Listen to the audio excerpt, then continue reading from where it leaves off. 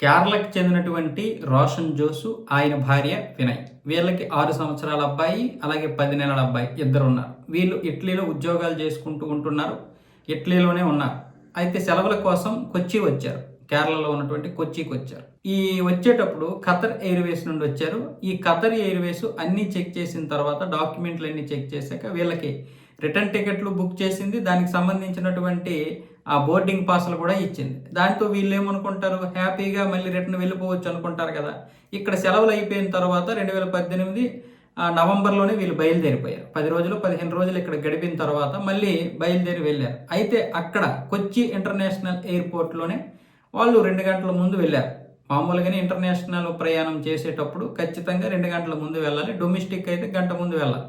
కనీసం అరగంట ముందు వెళ్ళినా సరిపోద్ది. డొమెస్టిక్కి పెద్ద చెకింగ్ ఉండదు, కానీ ఇంటర్నేషనల్కి చాలా చెకింగ్లు ఉంటాయి. అయితే వీళ్ళు 2 గంటల పాటు వీళ్ళని అన్ని చెకింగ్ చేసినట్లుగా చూసి చివరి నిమిషంలో అబ్బాయికి ప్రత్యేకమైనటువంటి వీసా లేదని చెప్పి 6 సంవత్సరాల కొడుకుని విమానం ఎక్కనివ్వలేదు.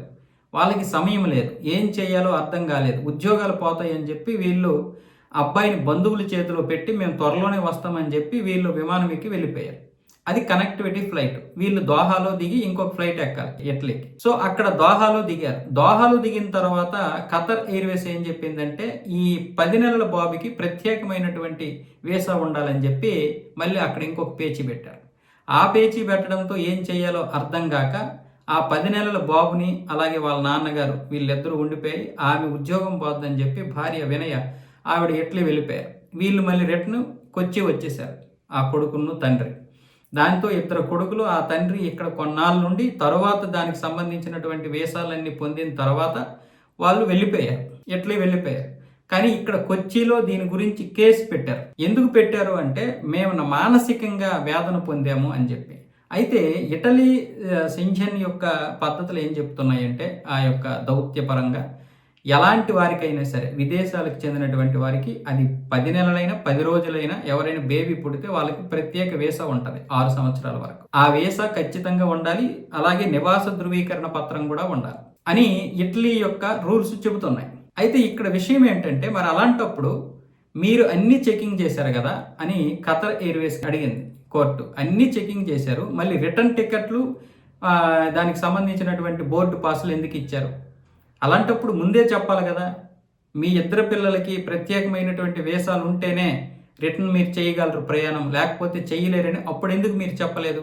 మీరు టికెట్లు బోర్డింగ్ పాస్లు అమలు చేశారంటేనే, ఇచ్చేశారంటేనే వాళ్ళకి అన్ని సరిగ్గా ఉన్నట్లే లెక్క.